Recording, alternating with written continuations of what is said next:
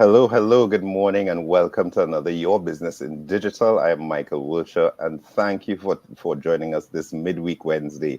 How's everybody doing? I'm joined by Michelle Gordon and Andrea Ragu. How are you all doing? Fantastic. Can't wait to get on with the show today. I'm excited. I'm on the struggle bus, but we're going to get through this morning. Don't worry, by the time we're done, that struggle bus will be the fun bus for sure. So let's get started. Welcome, and let's get into it.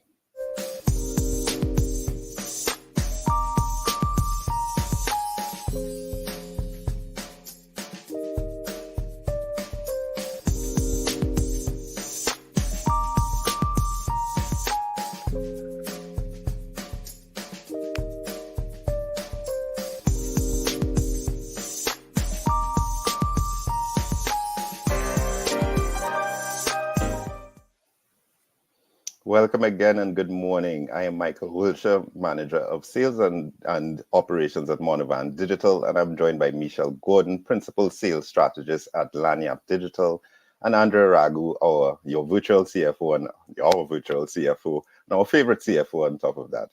Welcome again this morning to another episode of Your Business in Digital. This is the go-to podcast for your business that teaches you how to leverage digital marketing in your business.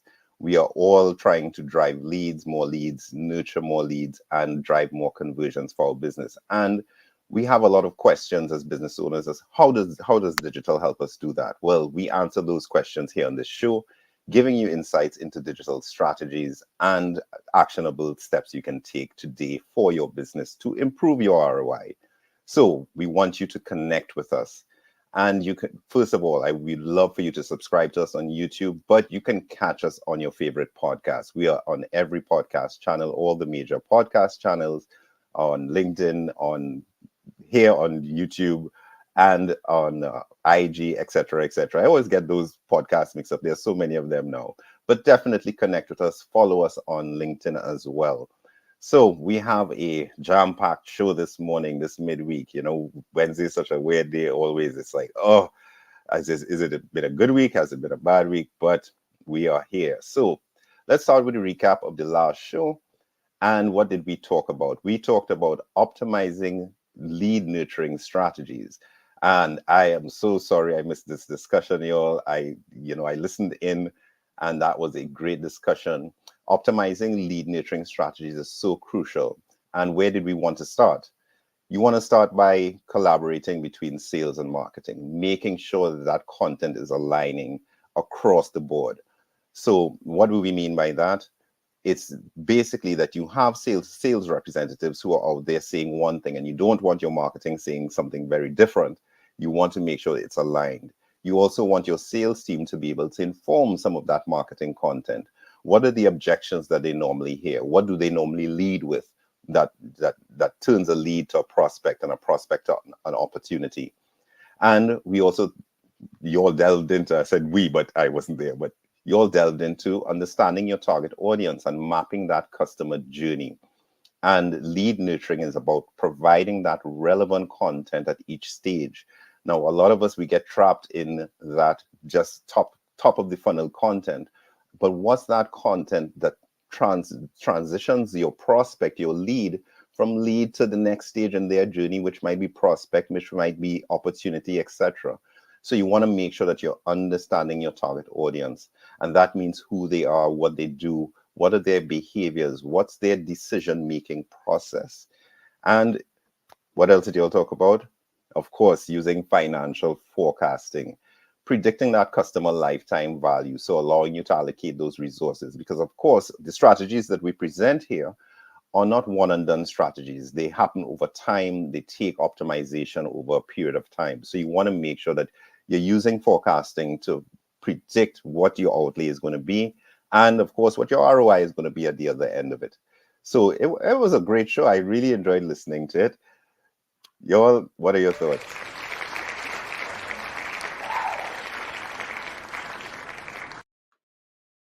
I think it was for us, and we missed you, Michael. It's so weird to not have that fourth box on the screen and then to know, well, I know Michael is going to speak in here. So we did our best to do our Michael impressions or to fill in the gaps where we could. So we did miss you.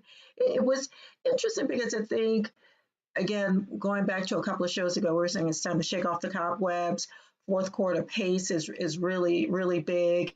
And when we're getting into the B2B space, it's so different from the direct to consumer, the B2C, that understanding the buying trends, the number of people that you have to touch, that it's a little longer. You don't get the payoff as quickly as you do when you're going one to one right to the consumer. So it does take a bit more patience, a bit more for you to be strong enough and have the wherewithal to say it's going to take me a little longer. And then I think the most important thing that I get out of this is it's really important for us to stay close to everyone else on the team.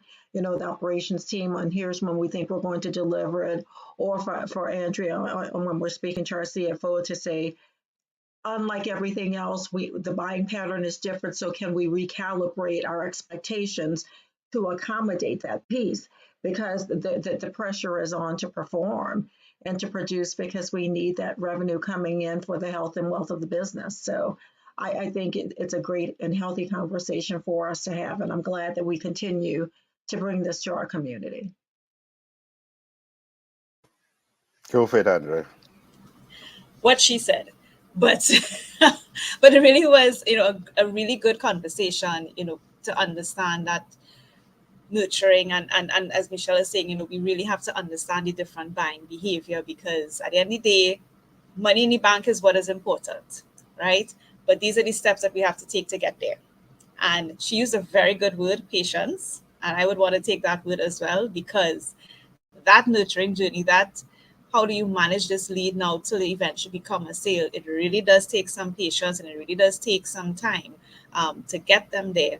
And while all that is happening, people like me, the financial people, need to be able to support and be able to say, how can I help you while you achieve this objective? So I think we did well to blend the conversation, as we always do, from everyone's perspective, as to, how do we move these people down this chain till we get money in the bank. Oh, the audience isn't awake yet. Let's try again. Come on, audience. Give us a good round of applause. There we go. There we go. So great stuff. I think yes, all points valid. Lead nurturing is such a key, and we want to make sure we're not nurturing everybody that comes through the door, because not everybody is that ideal client profile, right? So you've got to make sure that from lead to lead nurture is clear what defines who gets nurtured toward a sale. So that takes us into our first segment of the show. And we are happy to have Deborah Mitchell with us, talking live stream marketing mastery for business success. Good morning, Deborah. How are you? Welcome to the show. Fine. Welcome to Oh my season gosh. 5. Oh my goodness. It's so nice to be back. Oh my God. I hope everybody had a great summer. And I can't even believe we're in Q4. It's October already. So it's pretty amazing. But all is good on this end. All is good on this end. So I'm looking Well, forward to today's topic too, because it ties into always what happy you to all have have you. been talking about in the new season so far. And we're talking about LinkedIn. LinkedIn has this new short form video. So we're going to turn your connections on LinkedIn into clients. So for those of you who are new to the show or to me, I'm Debbie Mitchell. I'm a video marketing strategist and an Emmy nominated TV producer, and I'm the founder of Deborah Mitchell Media Associates. So what we do is we work with entrepreneur, corporate executives to help you use video in your digital marketing.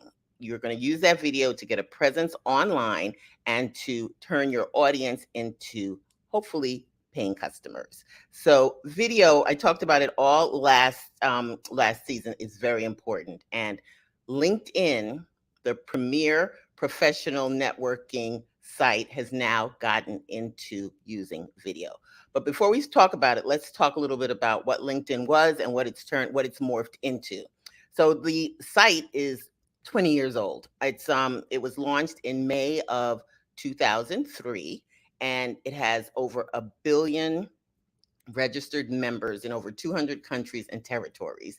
And it's a business platform that was created for employers to post job placements, job opportunities, and then you, as someone looking for a job, can place your resume online and apply for the job. So it was a work site, and a lot of people really waited to use it when they needed a job or when they started looking for a job. Members actually connect with one another. So you're usually connecting with someone who you know, who's your first connection, who you hopefully can help you introduce you to other people who can maybe help you get a job. So you have different connections. You have your first connection is someone who you usually know. Then there's the second connection who knows the first connection, and then the third connection who knows your first or second connection. So you can have a lot of connections. I didn't realize how many I have. I have a few thousand, and it's I don't know all those people, but it's great to know that I have access to those people if I need to. So over the years, LinkedIn has changed. It's become more of a place for you to build your personal brand. So, especially during the pandemic, people were using it a lot more often and as a way to stay in touch and to see what was going on professionally. So, now LinkedIn has decided that they're going to get on the video train. So, they're having short form video feeds similar to TikTok, Reels. It's an opportunity for you to post 30-second to 2-minute long videos. So not everyone has access to this feed yet. They did a slow rollout at the end of or at the beginning of the spring. So a select group of people have the ability to do this. So how you know you'll have it is there's a small little tab on your mobile device or your desktop under your LinkedIn profile, and you're able to use that button to upload video. So the content, it's a dedicated tab to video, and you can create 30 seconds to 2-minute videos that usually are portrait or vertical forms, similar to when you're posting on social media. I think that that's a great idea because video, as I've been telling you, is key. People like to engage in video. So if you are one of those few lucky people who has access to this feed, I suggest that you start using it now. I want to talk about the benefits to using the video. It's great for creating engagement, humanizing your brand. People get to see and hear from you. Like I've been saying, you can build trust and you can stand out in the crowd. It's a chance for you to become a thought leader, an expert. People can hear you. Before, when you're just presenting your resume and everything that you've done in the past, it's reading about you. Here, they're actually getting to see you. So, see you and hear you. Those first connections, that's a way for you to reconnect with them. They already know you, so it's like, hi, I'm getting to see you again. Those second connections who don't know who you are, it's a way for them to become aware of who you are as a brand. And again, same for the third connections. So I feel that video, as I'm always saying, is one of the best ways to connect and engage with your audience. So if you're going to post your video, you should have a plan, a strategy in doing it. Let's go through a couple of steps as to what's needed for that planning. You have to figure out who you're trying to reach, why you're creating the video. Is it for lead generation? Is it for brand awareness? Like I said, do you want to get those second and third connections to get to know you better? Do you want to try and get individuals to know what you're selling or presenting or what your product is? That's a couple of the reasons why the video comes in really handy. So do your audience research, know who your target audience is, and then create video that addresses those individuals. The videos, 2 minutes isn't a very long time, but it can be a perfect amount of time to give value, grab someone's attention, give value, and then have a call to action where they can get in touch with you if they would like to. So always remember that. Give value, have a hook to get people engaged in the beginning, and then invite them to contact you and connect with you. And that way you're able to stay in touch. And if people are going to engage and comment with you, make sure that you do the same for them. So I'm going to say I'm going to do more work on LinkedIn. I have to admit, it hasn't been my primary social platform. I'm definitely going to do more work at LinkedIn. And if you want to reach me, let's connect on LinkedIn.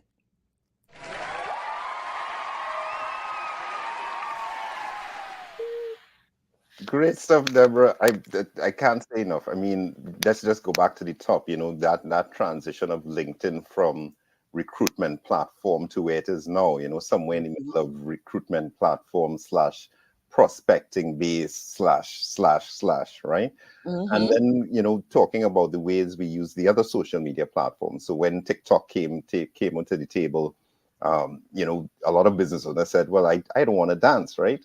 Mm-hmm. And that was the main reason to stay off of TikTok. But it's interesting, they didn't say they didn't want to do video. And then here's this highly professional platform that, you know, is now offering you a chance to do a professional video, right? Mm-hmm. And I think this is your chance to lean into those videos that, as you ended with, I love that, is that those calls to actions, right? Mm-hmm. Connect with me, you know, talk to me, speak to me. It's putting a face behind the profile. It's putting, you know, that humanism to that profile. So lots of good stuff. I'm going to just pass it around the room for everybody to give their thoughts. Go right ahead. I'm with you, Debbie. I'm jealous. I don't have the video button on mine. So Mm-hmm. I'm just trying to figure out how can I persuade someone or figure that piece out to get the video button. But one of the things that I enjoyed about what you said, that if we think about it, LinkedIn is trying to prompt us to engage with those second and third connections as well. I often get email messages or a pop-up from LinkedIn saying, this person is in your network or with Yeah. someone else that's connected with you. Do you want to, link with them? Or I forget the verbiage that they use, but they are prompting and suggesting it to me to say there's some commonality here.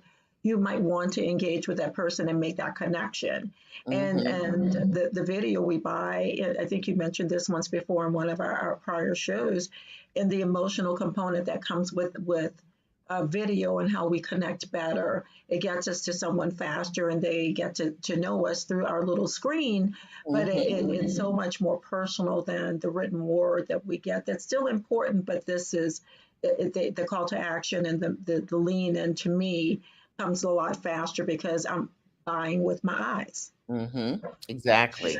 Exactly. What about you, Andrea? Do you use LinkedIn? Yes, I do. I do. And LinkedIn is actually my goal this year and into next year is Mm-hmm. to push LinkedIn more in my marketing as my preferred or main social media tool, right? I have placements in the others, but I don't think that's where my ideal client exists. So definitely LinkedIn is a major tool that I'm trying to use.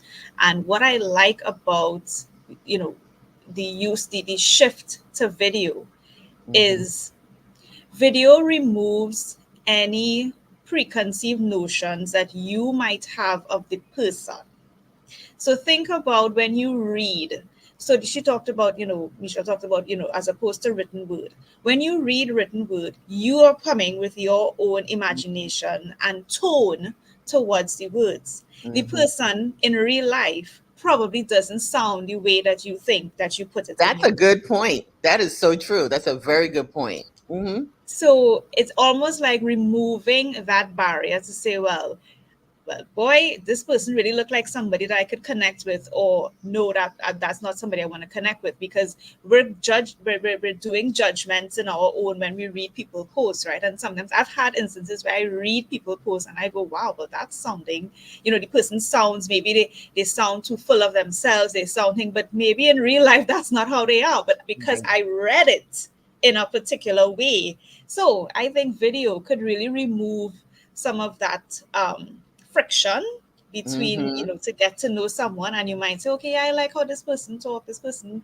sound like somebody, or I could connect with. So I think it's very powerful that LinkedIn has now um, pushing us as professionals to do the videos and to put ourselves out there rather than hiding behind the Right. written word and just putting out long blog posts. Love that. Yeah. Love I'll say it. one more thing, Debbie, Mm-hmm. that I think to add on to what Andrea said that resonated with me when Andrea said it is that later on my memory recall, I also hear the person in my ear. I can hear them speaking in my head. Yeah. And the intent and the sense of urgency or the intonation in which they deliver the message, and it remains with me. It helps me to remember something and to go back to it, or if I need to refer to them, that familiarity is really important, and I think it helps me to um, to like them a bit more, and it farther down the funnel of knowing and liking them because that sits in my brain and in my head and in my ear. So I think that's really important, and I love when you kind of point those things out to us as well. So I enjoyed this. This is great. Oh, good, Thank good. you So so we're much, just waiting to Deborah. get the opportunity to create videos now. Yes, it's a big opportunity, and Andrea, kudos for picking up on those subtleties of marketing, right?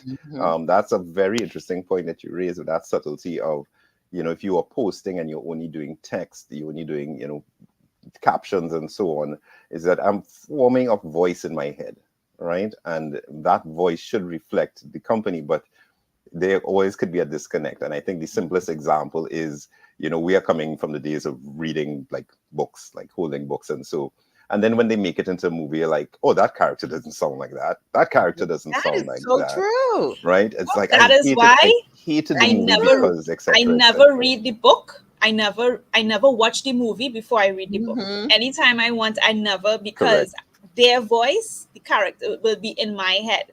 I like to form my own voice, and then I That's will a see great how the analogy. I love that, Michael. That is so So true. this was a great topic, Deborah. Thank you for bringing it to the table. I am sure we'll talk about it more because as we see Absolutely. LinkedIn start to transform, I'm hearing where we absolutely do need to do a show and say, are you looking at LinkedIn for 2025?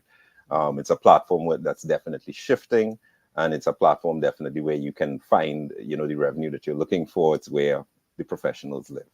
Yes. So thanks a lot, and let's get moving because I'm getting my time checks in the back here. So we'll Okay. keep it pushing, but great stuff, Deborah. Thanks for coming. So hope you all are enjoying it so far. And this brings us to our main segment, Go Beyond the Likes.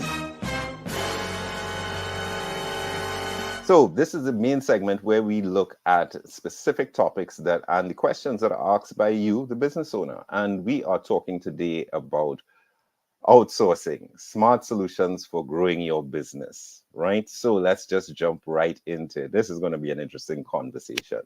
So, of course, that first question is, should I outsource my entire digital marketing strategy or just specific areas? Now, this is a valid question for any business to ask at any point in time. And there's no right answer. There's what's right for you, and there's what's right for you at a specific point in time. In large organizations, you'll see where they go through cycles of centralization / then decentralization, then centralization again, right? Because somebody feels it's better done in-house, somebody else feels it's better done outside. But let's look at what you should use to decide whether you outsource or your entire strategy or just specific areas. Now, if you are a new business or a younger business and you really have not had any sort of return or seen a significant enough return from your marketing, you may want to look at a more holistic outsourcing service. If you are clear on your strategy and you are clear that your strategy has been driving returns, you may only need specific services because you have a content plan in place. You already have a content delivery system. So maybe you're just looking for that specific service that does, maybe just SEO for you, maybe just does email for you. So it really depends on where you sit. You want to consider, what are your business goals, right? What is outsourcing going to help you do faster? What is it going to help you action faster?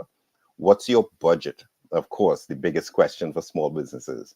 Can you afford this service? Can you afford not to have this service? And I think that's a bigger question that we need to start asking as well. So it's not how much does it cost, it's how much will it cost me if I don't, right? And you want to also consider, what's the complexity and time delivery on your campaigns that you're trying to deliver. So all of these factors are things that you could consider when you're looking at just asking yourself that question: should I outsource my entire digital strategy, or should I look at a specific service and just outsource a part of it? And I'll just run it around the room quickly to, get thoughts as we open up this conversation. The thing about outsourcing, I would say, is it's good to outsource, but also think about that long-term impact of the decision in that, are you going to keep outsourcing forever?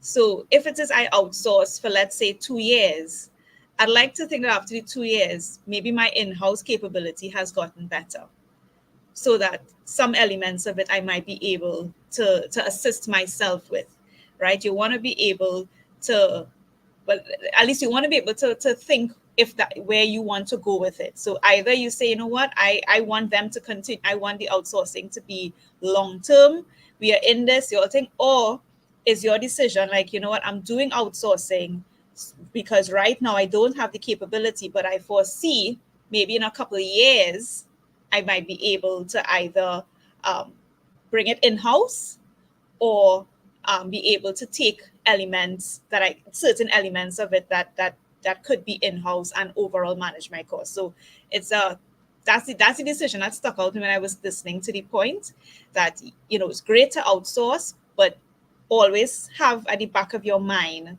that longer term game that you're playing with the outsourcing.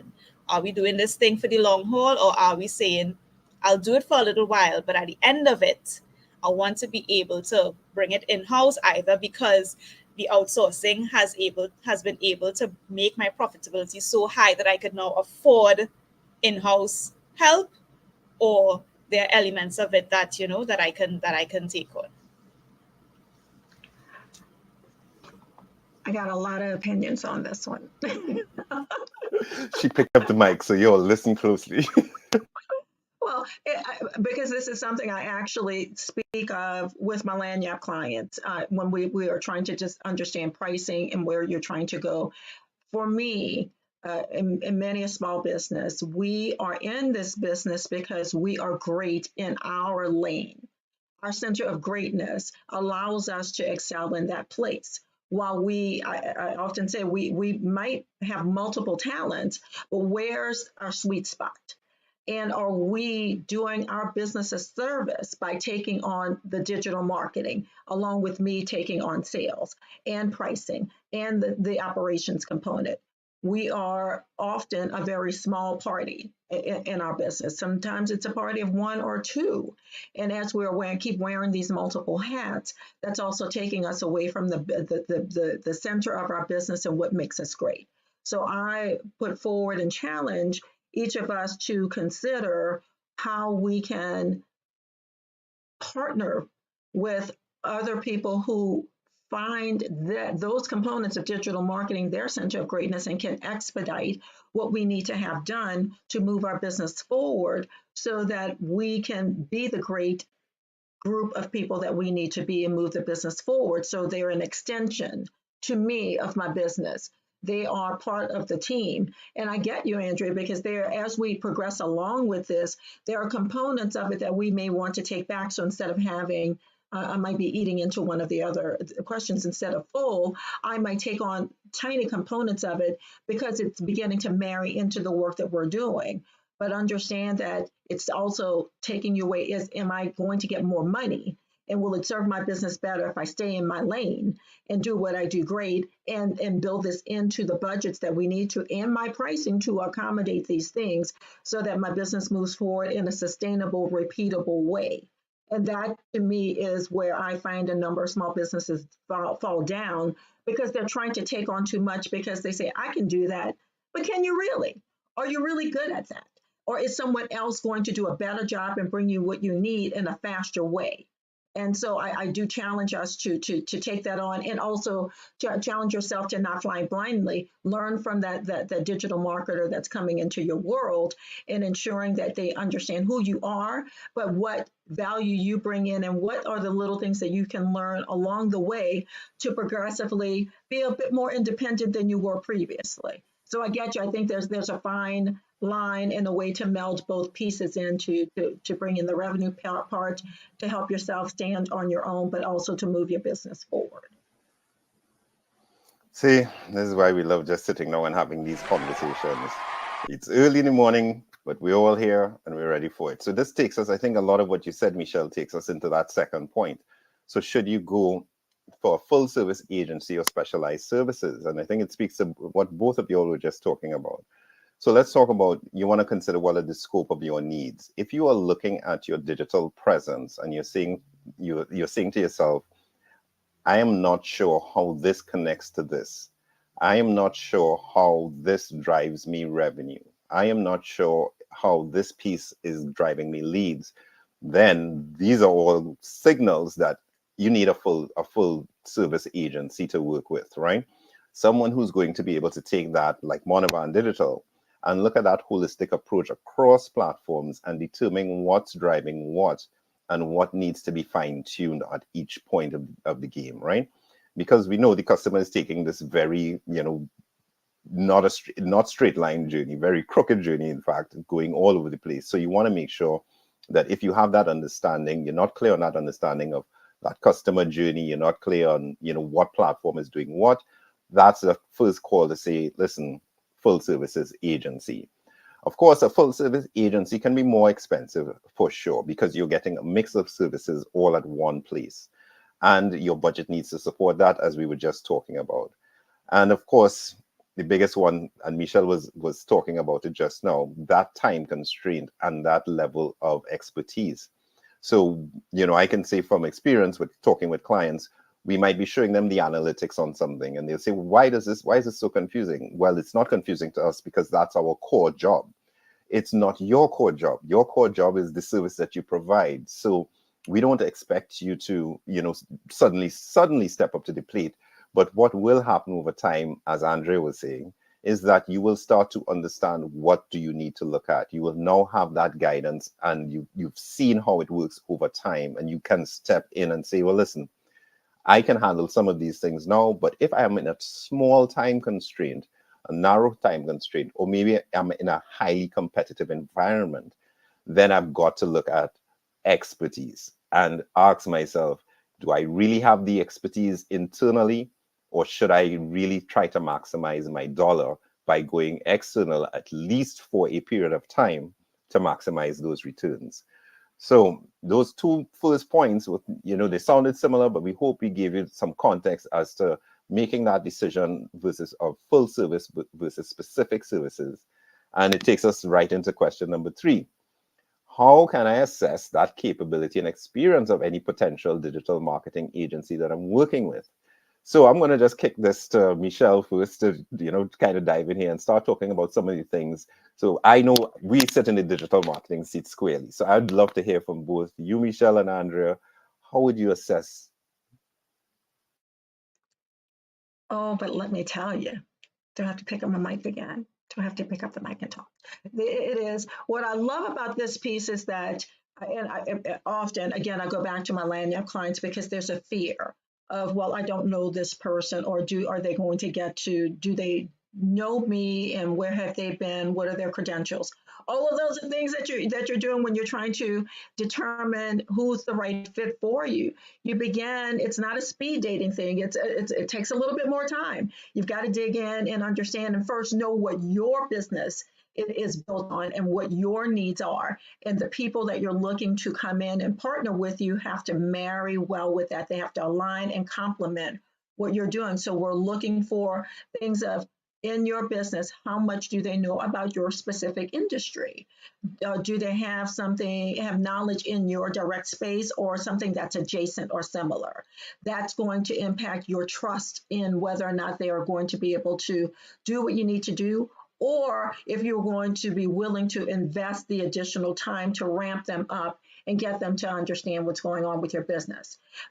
Credentials, we're looking for client testimonials. Can they put you in contact with someone that is like you or something similar so that you may understand how they operate, not just the results that they provided, but how they work. And if there are things that you should be on the lookout for, just those little signals that will tell you whether or not this is something tangibly that you are able to move forward with and keep moving down that sales journey, the know, like, trust factor. And the most important piece, and I know Andrea is going to dig in a bit more on this, is what's the case study? Like, show me the money. What have you done and how have you been able to do it to move the business forward in the many different KPIs that we've spoken about in regard to digital media? So there are a couple of different, real tangible touch points that I think that we experience as we're bringing our customers through the client journey. Same thing when you're looking to bring someone on and hire them on as a digital agency. You know, I'd like to challenge people to think about this as you actually do this a lot more than you think, right? Our favorite online store that we always love to shop at, I won't say the name, right? That we always love to shop at, they have the review.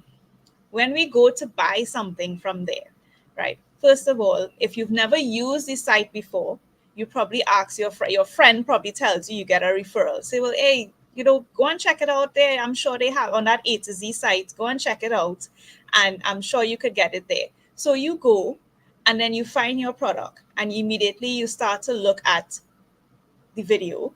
They probably have a video showing you how the product is being used, and then you scroll along and you start to look at the reviews, and you start to say, oh, so this thing really does work. So that behavior or that process, it's the same thing you're going to apply now when you're evaluating professional services. In this case, we're talking about a digital marketing agency. So it usually starts off with initial introduction of, okay, hi, thing, what can you do for us? They explain to you what they can do for you. They explain their expertise. You listen to them, and you decide, oh, okay, I think they know what they're talking about. And then you come in for the review. It's like, okay, well, what have you done for other people? And they might tell you, well, I've worked with this company, that company, or within your space, so I have a level of familiarity with your space. And then we decide, okay, we talk price, and you come in and you say, okay, your price compared to somebody else's price. So really and truly, it's something that I think we all do in our own lives, but we're just applying it now to a professional service, and we're saying you really just want to understand how can they help you. And for me, the biggest point is, even though you may not be a digital marketer, you may not understand all the different acronyms, you may not understand all the different elements. One way to judge is when they're speaking to you, do they know, when you ask a question about your sector or about something in digital marketing, do they have the answer? Right? Are they able to say, well, this is how you need to approach it? Or, yes, I understand how to do this type of. So, just basically, what we say, I pick sense from nonsense, right? To understand, for them to demonstrate that, oh, I actually am very good in my field. I have, as somebody who has gone out there and engaged in professional services, I've picked people just based on that one meeting, because I realize you know what you're talking about. You've answered all my questions. So that's the point that I want to people to understand, that I actually think that we actually do this a lot more regular than we think. It's so true. It's so true. And I love that, there's no free advertising on your business in digital. So that site that won't be named. The one point I'd circle back to is that industry specific knowledge. One key thing when you're talking to an agency is you want to listen to their answers. Just let's start there. Listen to their answers. Give them a problem and ask how would they solve it? How would they measure it, etc., etc. And if that approach makes sense to you, just listen to the answer, right? So if you're say in the real estate industry and you want to, you approach us, and we can tell you, well, okay, we are familiar with certain points that are barriers, in the real estate industry. This is how we address them. This is how we have addressed them for previous clients, etc., etc. So you really want to listen to what they're saying. You want to make sure you're hearing a lot of things about data. You want to make sure you're hearing that word a lot, data.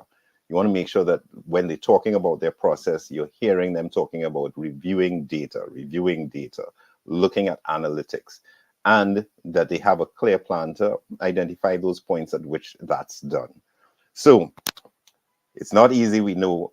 And it's, as marketers, it's easy to put on that best front for prospects and clients, but we hope we've given you some points to understand where you're going, how to think about and approach this outsourcing. And that takes us to the next question. and 100 is going to fall squarely in your lap. What financial considerations, and you started to talk about it, should you evaluate before you decide to outsource? All right, so let's talk money things here, right? And I'm going to focus on three main things that you should think about when you're looking to outsource. The first thing is the actual dollar value, the actual dollar value that you're going to have to spend. And you want to look at the dollar value both from a direct and an indirect perspective. Direct meaning that's the obvious cost, right? So this might be the fee that you are paying directly to the marketer, directly to the agency. You may have indirect or ancillary costs that may come up during the engagement, and that might look like maybe you have to pay for the ads that yourself. So they will be passing things to you that you may have in addition to the direct costs that you have. So you want to make sure you understand what are the indirect and the direct costs. What does that dollar value look like? Because that is the number that's going to rest in your budget, and that is the number that you're going to have to consider when looking at your overall finances. And is it 10,000? Is it 5,000? Where does this fit in your finances? So you want to look at the literal number first. The next thing that you want to look at is the ROI in terms of the return on investment. At the end of the day, what you're spending here is an investment in your business, right? Because this is a long-term decision to grow your business. So what you want to understand is, well, after I spend this money, what am I getting back? Of course, that is linked to your overall goals and objectives that I think we would have touched on before. But am I getting back the enough benefit from what I'm spending? So that could be a simple way to look at it. Could be as simple as I am spent after 6 months, I've spent $60,000. However, I'm able to demonstrate that that has led to a 15% increase in sales. And then maybe that dollar value is more than the 60. That's the type of analysis you want to do. And you want to keep doing that analysis until the numbers align. So if I spend 60 after 60 months and I've gotten 30, that's 50%. You want to continue till, okay, next time around I spend 60, but I've gotten back 75. That's the type of thinking that you want to have when you're looking at the ROI. And the third thing to consider is the actual contract negotiation itself. Why is this important? Because that helps you understand how you are, like how you have to spend the 60. Meaning, is it 60 upfront? Is it 60 in pieces? Is it 60 that's broken up over 5 different milestones? What does it look like? Is it every month I'm paying 10,000, or is it that they have given to me some sort of project plan that says, well, when you hit a particular milestone, you pay us 10% or you pay us 5%, right? So you want to be able to understand how that contract negotiation is, because that's a direct relationship to your cash flow situation. That's a complete direct relationship to the cash flow situation. And touching back on the ROI point, if I am spending $10,000 every month, but I'm not getting back 10,000, my sales is not coming in at the same time, you could see where the cash flow gets pretty tricky there. So you want to be able to look at that contract negotiation to see where it rests, so that you're making better decisions from a financial standpoint. Because that means then if my contract says that I pay 10 no matter what, then I need to put things in place for the months when the sales aren't sufficient. Because again, we know these things are taking time to progress. We know that maybe you have to give your digital marketing a solid 6 months before any sort of real results come in. So you want to make sure that your cash flow and your finances can sustain you while you are in this engagement. Because what you don't want to happen is halfway through, you run out of gas, you run out of money, and then in the middle of when you should be get going with the campaign and you're in the heat and in the meat of it, you run out of funds and you have to have no digital marketing agency anymore and the campaign falls flat. So those are the three things I want people to remember when you outsourcing. CFO approved. For sure. And you know, I want to also highlight that, you know, that biggest consideration that you want to have when you even thinking finance is that when you start working with an agency, you are not going to necessarily see the result during that engagement. Yeah. So you want to make sure that you, as Andrew is saying, that you can manage or sustain over a longer period of time. So we like to work in like 3 months because it takes that amount of time for us to see, you know, meaningful data and make those changes. So you really want to make sure that you can go for that longer period of time. And that takes us into the question number 5. And it's, how do you ensure that your outsourced agency is a good fit for your business? Now, I don't know that you can ensure it, but there are definitely steps that you can take to make yourself feel more comfortable. So you want to start off by definitely clearly communicating what your goals and objectives are to that agency and see how they respond. You articulate those business goals. Are you looking at lead generation versus lead nurturing versus, you know, an evergreen campaign situation? You want to just clearly be sure that comfortable that you are clearly communicating what those goals and objectives are. You also want to make sure, and we talked about this, assessing the experience. So we won't go back into that, but you want to make sure you assess the experience, make sure that it's relevant. Now, digital marketing allows us to be very flexible per industry. And in our case, we use a lot of our clients' information, what they have already, to start developing these customer profiles and customer journeys. So even though they may not have relevant experience, they may have a relevant approach to your solving for your problem and issue. During this time, no, you don't just go out and get a marketing agency, right? You would have been having discussions. So during that time, you want to evaluate, how is that communication happening? Does it feel like it's going to continue in this way? Is what you're seeing just maybe that's the sales rep, right? And not the actual work process that you're getting yourself into. And of course, and you also, as you said, reviewing their portfolio and references, who they worked for before. Do you know anybody? Can you reach out to somebody that they've worked with before, to find out how that engagement was? And most importantly, what's their approach to the data, right? Are they, you know, set up to make decisions based on data? You want to be hearing that word a lot when you're talking to agency.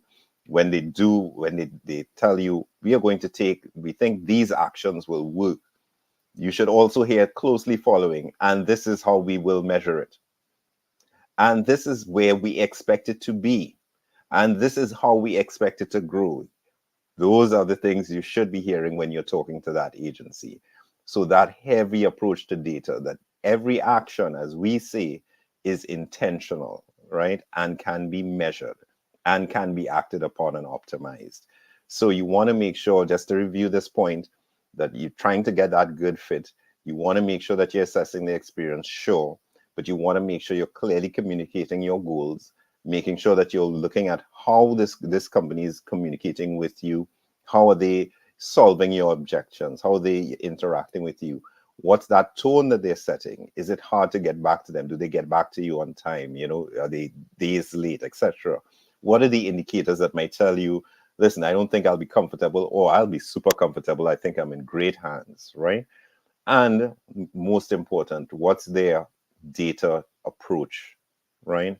How are they measuring their actions, and how are they tying these actions to data to tell you whether your digital marketing activities are actually performing well, serving to drive you money in the bank to that bottom line. So before we go to the next question, I'll just get some Michelle to chime in, because I know she hasn't spoken for a little minute, and she's going to take the next point as well. It is what I like about the recap, and one of the things that I invite our community to think about is that this is an extension of your business. So as you have engaged with them, and they are now you're investing time and money with them, are they anticipating your needs? Are they paying attention to the shifts and what's going on? When you put out a call, what's their response back to you? And that's some of the things that Michael had been saying. The things that we speak about when we're trying to continue our relationship with those that have paid us their hard-earned money to work with us. We're now the customer. And how are they engaging with us? Are we communicating? And that this is key too. There's an opposite side of this. Are we communicating and understanding what they need and accommodating that as well? Because this is a two-way street.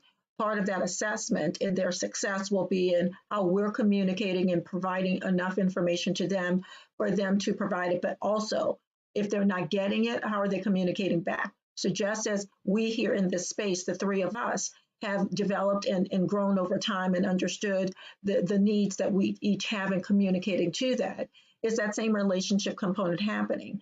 And get out of your feelings.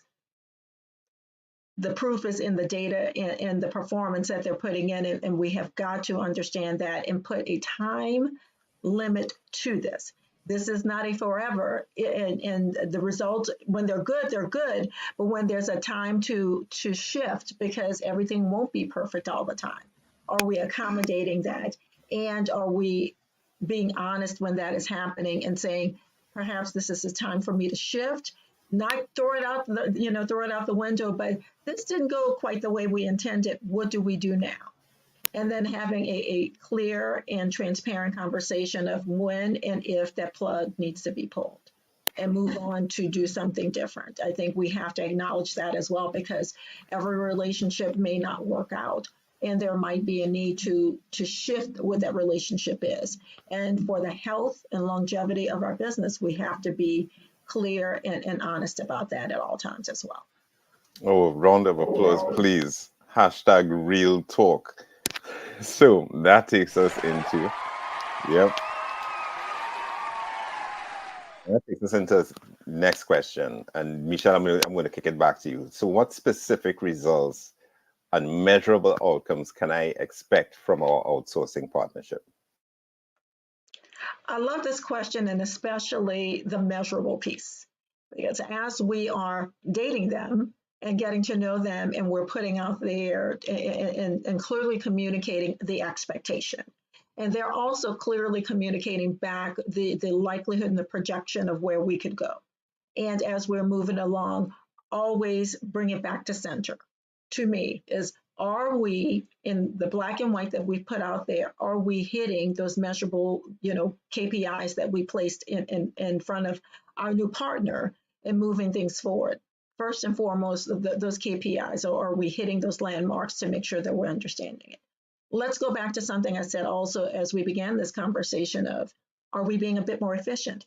Part of the reason that we're bringing in that digital marketing partner is that's their area of expertise. So are we able to be a bit more efficient in our operation and the labor that we're putting out? It helps to, in many ways, if appropriately done, might help us to reduce our cost. Are we able to do that? Is our revenue growing in the way that we need it to grow? Are we producing things in a better fashion than we had previously? And have we been able to streamline some of our processes, possibly improve the quality of what we're putting out, because we now have a professional in that digital marketing space that can polish things and make it look a lot better and allow us to focus on what we have as what we call our core competencies, or as I say, my center of greatness or your center of greatness. Is this, because many of our businesses, we might be in the earlier stages, but we're looking to grow and be something different.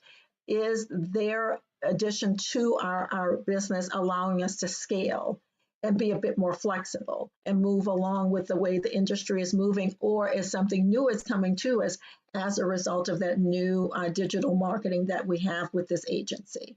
And I think the key to some of this as well is something that can be measured, but something that is a feel as well is your customer satisfaction improving? And that's internal customer satisfaction, you and your team, and how you're relating to this business, but also is your client, because digital marketing does help you to improve your customer service as well. Is it helping you to improve those scores that you have with your clients? Are they giving you better reviews? Are you navigating better? Are they finding you an easier way and moving through your sales process better to have an overall better customer service?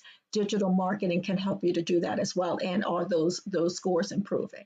So I think in totality, it rounds back to what we said in the beginning. Can I be efficient? Can I produce more? Am I saving money and growing my revenue? Are my people happier? And can I move and be around for the long haul as well? Yes, Tamara, does just sitting in this seat is interesting. The intelligence level on this show is crazy. Michelle, thank you for that very insightful answer. I want to add to that one of the things that you want to get from that outsourcing partnership is clarity. And here's where you want that clarity. You want clarity on your customer profiles. You want clarity on your customer journeys. You want clarity on what metrics you follow to make sure everything is working right. So I would round this up, when we talk specific results, one, big specific result for me is clarity. Is that agency giving you a clarity of goal and means to get to that goal? And how do they get to that goal?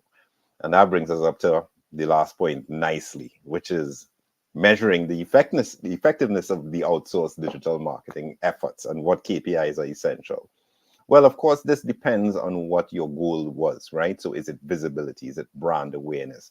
Is it lead generation or lead conversion, right? But that being said, here's some of the top level metrics that you might want to look at for sure. So as I said, if you're talking visibility or so on, then you want to look at traffic. You want to look at your website traffic. What's that organic traffic, that paid traffic, that direct and referral traffic? Engagement metrics, most important. It means, is your content really being consumed, right? That's what engagement means. Is it hitting the right notes with the right people?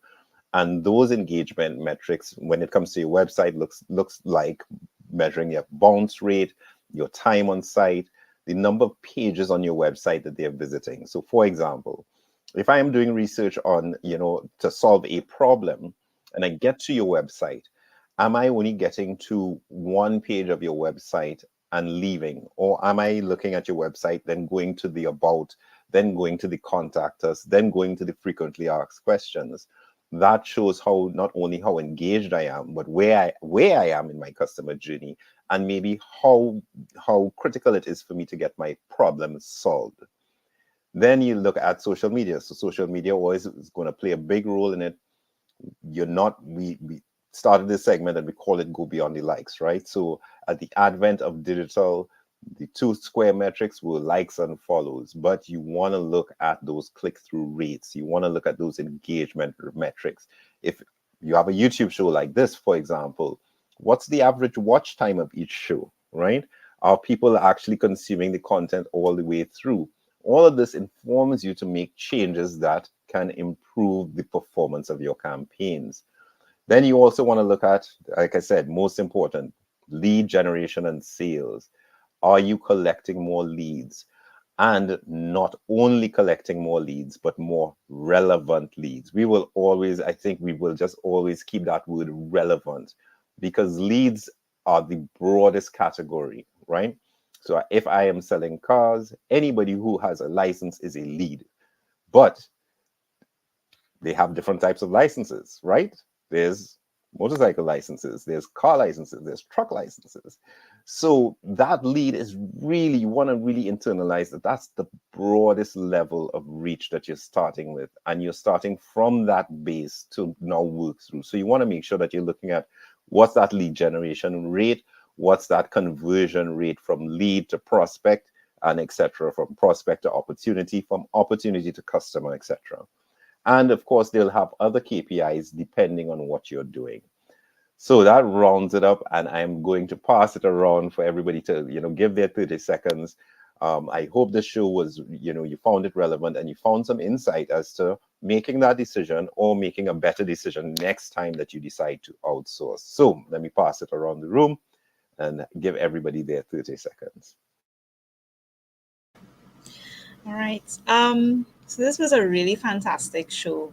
Outsourcing is a really important topic for small business owners because you don't have all the resources in house, right? So more likely than not, this is a topic that's going to come up at some point in your business journey.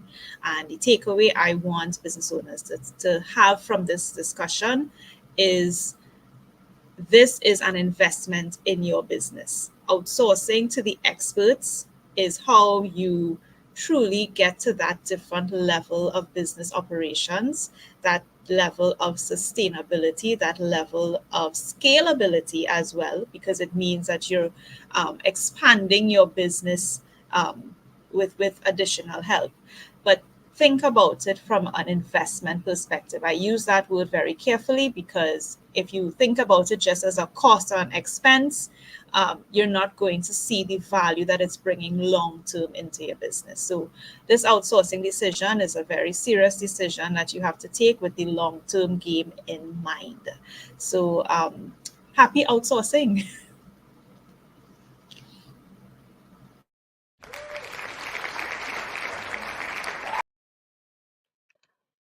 From a sales and pricing perspective, I am going to go back to something that we said at the top of the hour, the top of this segment, in that focus on your center of greatness and the outsourcing component in whatever fashion you may be doing it, if it's a small scale or eventually a broader scale as you're trying to scale your business up, can be the key to your success, or not moving into it the very thing that will be our downfall. So it is, as we're thinking about this and trying to understand how this can help us to be successful, I invite you to consider this as part of your business. It is not an option. For many of us, especially when you're a party of one, outsourcing on a digital scale is going to help you and be an extension of your sales team, will bring in leads into your business so that you can grow your revenue. So it is indeed a revenue generator, not just an expense line. So think of it that way, and that this is actually a team member. It is an extension that will help you to reach places and spaces that you as a party of one or two are incapable of doing.